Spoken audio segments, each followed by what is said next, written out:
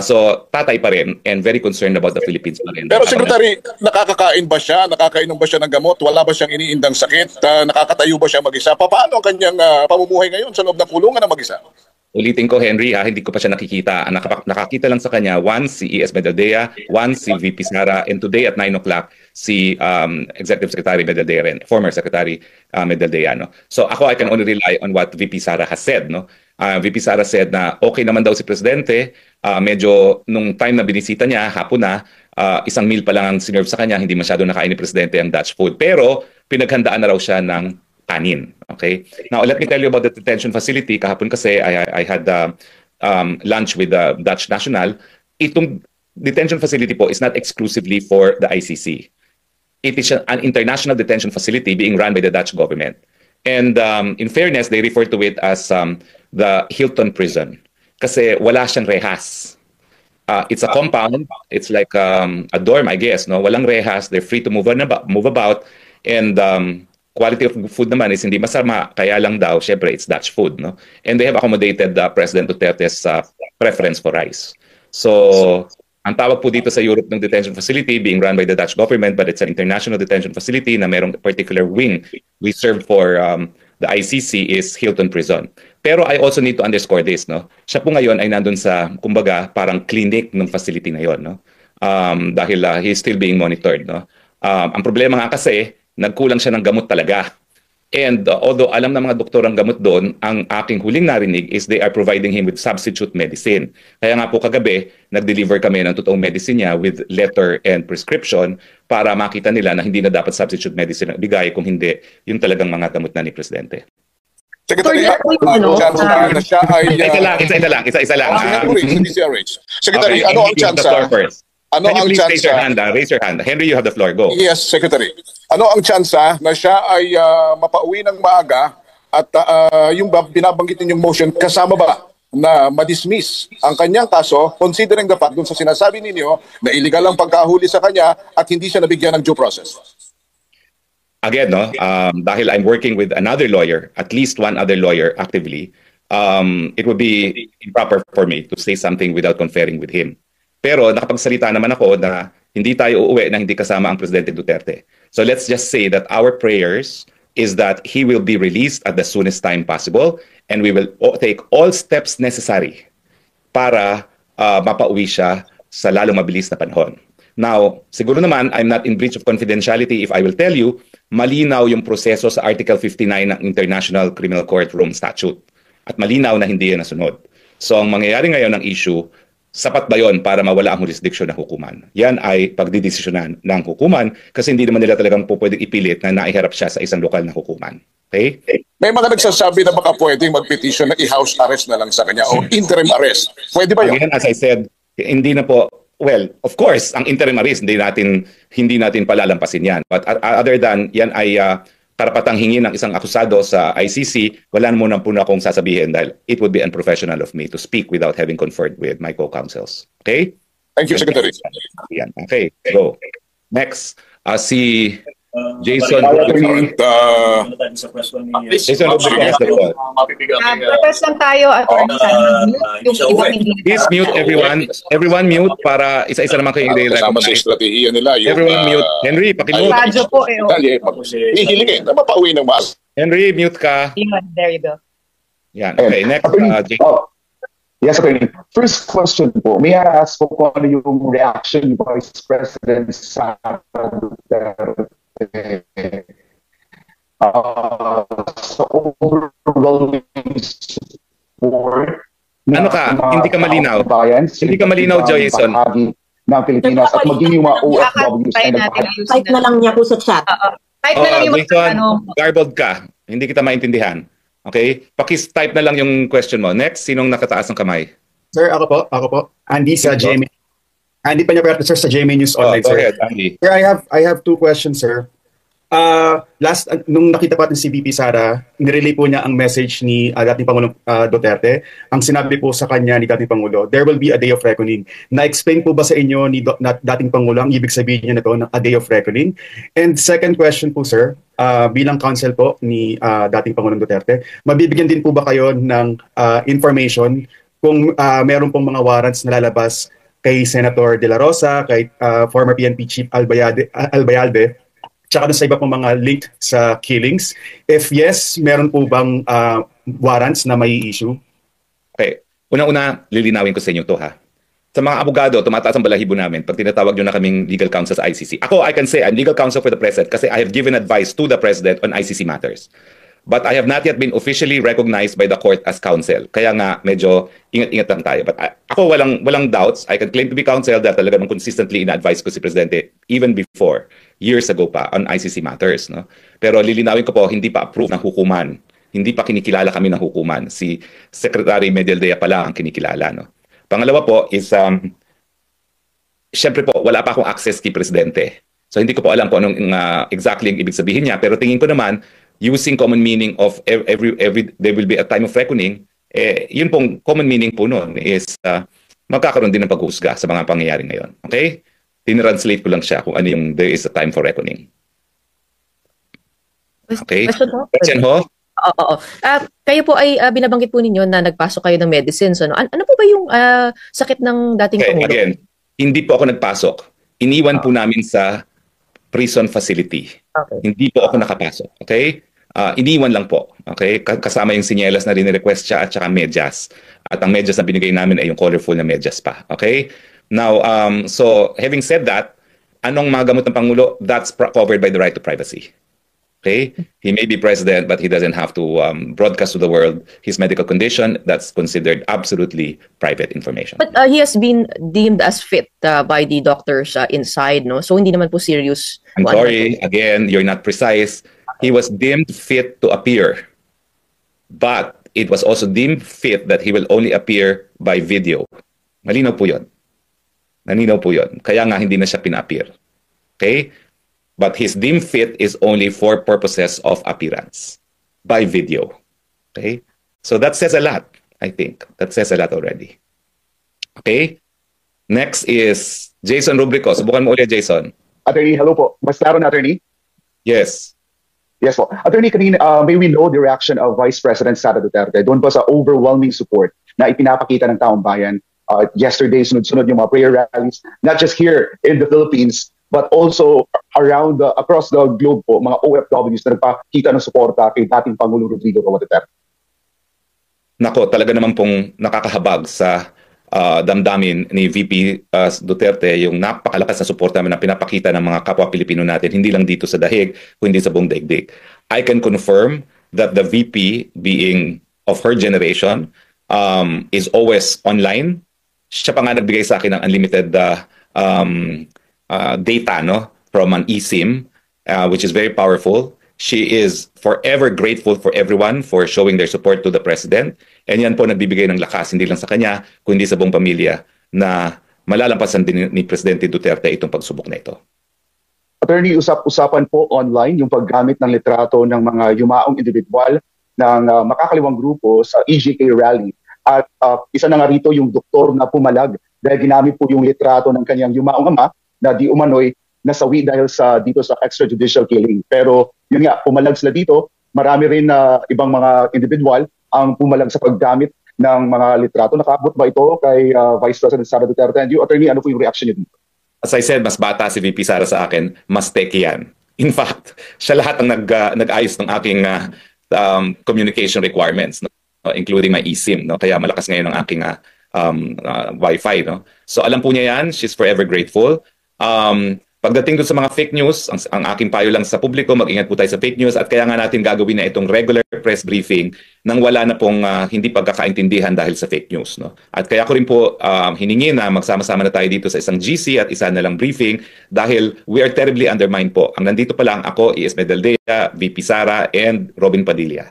So between the welfare of the president and the legal requirements, and then Hoffman, no, you can appreciate na talagang we are really undermanned right now, no. So I ask for your indulgence, talagang dito tayo mag-uusap. Okay? So wala na? Sure. Oh yes, then.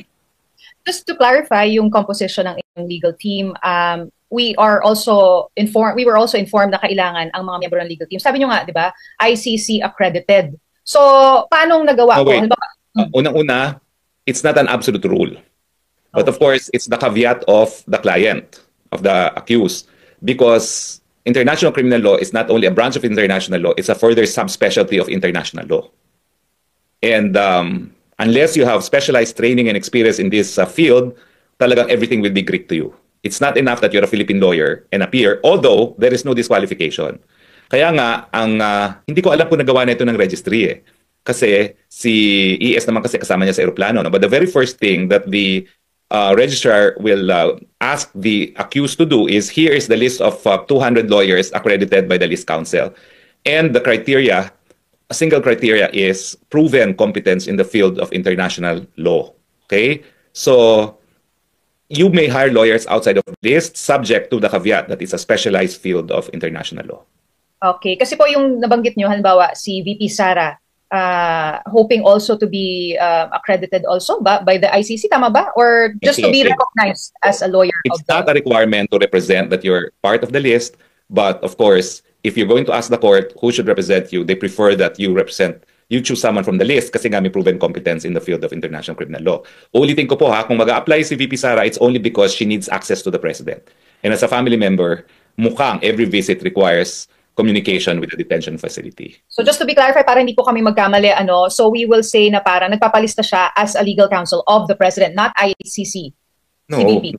legal counsel of the president. Of the president. To Okay. give her, a counsel's access to an accused while under detention. Then which one should last, be bettered, no? Na hindi po pwedeng pagbawalan. Samantalang ang magbisita ng pamilya ay subject to restrictions. okay, kayo sir, di ba, nagpapa-add kayo as ICC legal counsel? Yes, dahil nasa list naman talaga ako. Okay? Okay. Let me just take this opportunity, sir, kasi yung mga mga victims' family are saying they're being trolled by the Duterte supporters, and sabi ng kanilang counsel, it will help the case and it will affect yung case ni dating Pangulo. Reaction nyo lang po doon. Wala po akong reaction doon dahil hindi ko naman alam kung tinotroll sila eh. Hindi ko alam kung sino sila. Malalaman pa lang po namin kung sino sila kapag reveal na ng prosecution. Kaya nga po, sa lalong mabilis na panahon, dapat magbuo na itong legal team kasi magsisimula na po yung proseso ng discovery. Sa ngayon po, iba po ang sistema ng ICC, hindi gaya sa Pilipinas na may preliminary investigation, magsasubmit ng complaint affidavit at counter affidavits. Dito po wala. Everything was done unilaterally by the prosecution, and it is only now that we will find out kung anong basihan. Pero I have this as an observation. Akala ko ba libo-libo ang sinasabi nilang pinatay kaya naging crimes against humanity? Nagulat na lang ako na 43 ang sinasabi nila. No? Nasaan yung libo-libong sinasabi nila? No? At paulit-ulit naman nilang sinasabi yan na pinapatay daw ng Pangulo, di umano ang libo-libong tao. Pero nung binasa naman yung akusasyon kay Presidente, ang binanggit 43. Over a period of 8 years. No? So 43 divided by 8, how many is that? Okay. But we don't encourage attacking or trolling anybody from any side. Well, what I can say is that we have freedom of expression. Let a million flowers bloom. After all, the true test of truth is the power of an idea to be accepted in the free marketplace of ideas. Okay? Yes, si Gretchen.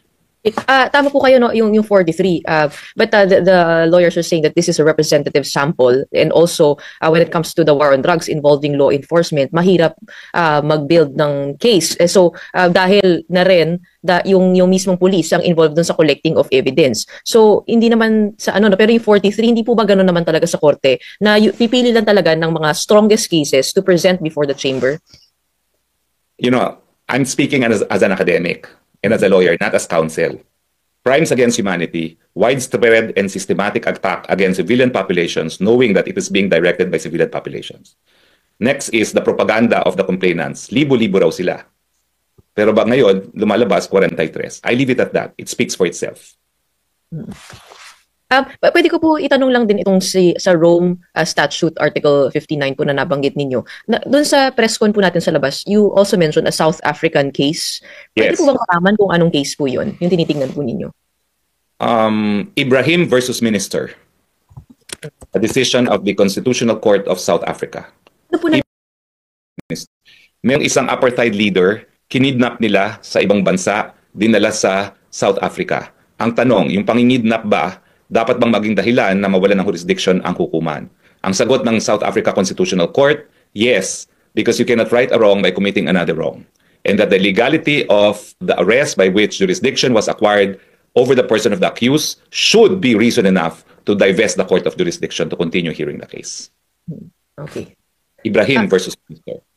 Final question po, no? Dito po sa mga visitation rights ng dating Pangulo, sino-sino po yung allowed? At si Senator Robin Padilla, ano po yung kanyang grounds? Kasi hindi po siya official family member. Siya po ay presidente ng PDP Laban at sa gitna po tayo ngayon ng isang halalan. Kaya po talaga siya naririto, hihingi siya ng instruction kay presidente kung anong gagawin sa kampanya ng PDP Laban. And I think that's a valid reason for him to be allowed to see the president, being the chairman of PDP Laban. Siyempre, ang mensahe naman ng presidente, vote straight PDP Laban. Sir, just a clarification. Yes. Okay ba, sir? Sir, just a clarification dun sa qualification. Sir, si Maris. Maris, okay, Maris. Okay, Sir, si Maris. Just a clarification, enlighten us, especially me as a layman. Sir, kapag halimbawa magre-represent kayo sa presidente sa ICC, you don't need any additional license. As long as you have the expertise on international law, that would be enough as a qualification to represent the former president. That's not accurate. Okay, You can not enlighten know us, sir. anything about international law, and you can still represent the president if you're a member of a bar. Pero how will you know what they're talking about if you're completely clueless about international law? So it's not a bar. It's just that the registry maintains the list kasi nga proven competence in international law ang requirement to be in the list, no? So at least if the accused will choose from the list counsel, there's at least the assurance that he's been pre-screened to know what he will be talking about as counsel before the ICC. Counsels to represent, and you will be applying for that. You don't need It's not a any requirement other. that you be in the list counsel. But there are rights of list counsel members, of course, na they may not be able to avail kasi meron kaming advocate in the court. So for instance, no, if I feel I'm not being accorded the right to visitation, then we can complain to our advocate and it can be sent to the court and acted upon. It works as a bar association. So it represents the lawyers appearing before the ICC, specifically the concerns on parity of arms. Kasi talagang lahat ng karapatan binibigay lang nila sa prosecution. All right, sir. Thank you. Okay, so okay na si Gretchen, okay na si Jason. I have no further questions. Okay. Sir, this is Joe Feltesorio from correspondent of ABS-CBN. Yung question ko lang, you said that restricted kasi yung access ng family. In your experience, how long did it take you to get access to ex-President Duterte? And darating po yung pamilya ni ex-President Duterte in the coming days. So how will it go? When it comes to getting all access? visits to the detainees are limited to 1 hour. And all are subject to approval if you are family. Kaya nga importante sa amin as lawyers to be accredited kasi we don't need their approval. Kailangan pa rin actually ng approval kasi si E.S. Medellea cannot go in and out, no? He also has to notify them when he wants to come, no? Pero they have more counsels, of course, accredited and recognized counsels by the court know that the right to counsel is one of the basic and fundamental right of all accused in the ICC. And then, follow-up lang po, yung 1 hour na visit na yan, how long did it take you to get the permission? Si E.S. Medellea yun, no? Si E.S. Medellea kasi, as the accompanying lawyer, was recognized as early as possible as lawyer, no? So siya naman, he filed it the day before. And he was only notified on the day itself na po pwede na siyang pumunta. So mabilisan because otherwise, hindi matutuloy yung proceedings na walang counsel na present si Presidente Duterte, no? So they also had to make sure that the president was represented by counsel on the first hearing. Yung kay Vice President Sara po? Kay Vice President Sara, okay, final niya on that same morning. It was not officially approved, but she was promised that as next of kin, they will make it happen after the hearing. Kasi medyo siyempre nairita ako nung nalaman ko na hindi nila pinayagan. Nagsalita nga ako remember? Nagsalita ako outside of the court na this is a travesty of justice. No? This does not speak well of international criminal justice na yung next of kin hindi pa nakikita yung akusado. So actually, it was an accommodation to the Vice President. And I also demanded that the protocol officer of the court should arrange that an incumbent Vice President should visit under detention. So it's a combination of protocol, combination of pressure. Pero as you can see, hindi rin approve yung application ni VP Sara as family member to visit this weekend. And I do not, and as of now, wait, let me check.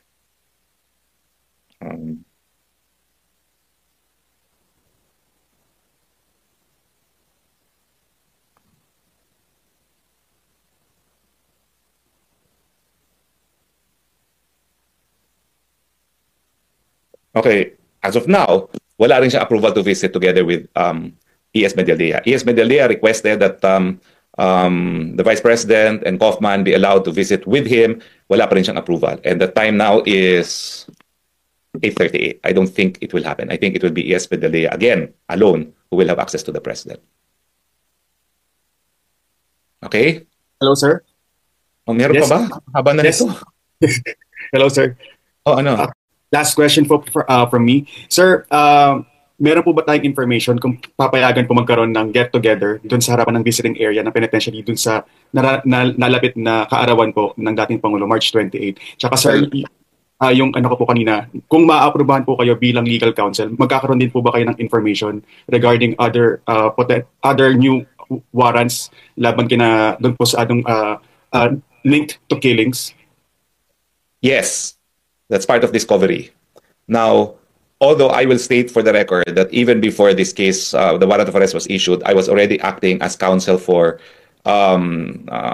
Senator Bato and 4 other former PNP chiefs, including, well, I will not mention their names anymore, okay? But 4 other PNP chiefs who could possibly be named also as co-accused in this case. Remember, the term is co-perpetrator, which to me is also very intriguing because it's the first time I heard that designation as co-perpetrator, because you're either a perpetrator, a co-conspirator, but it's curious that the warrant of arrest said he is a co-perpetrator. So there could be other co-perpetrators.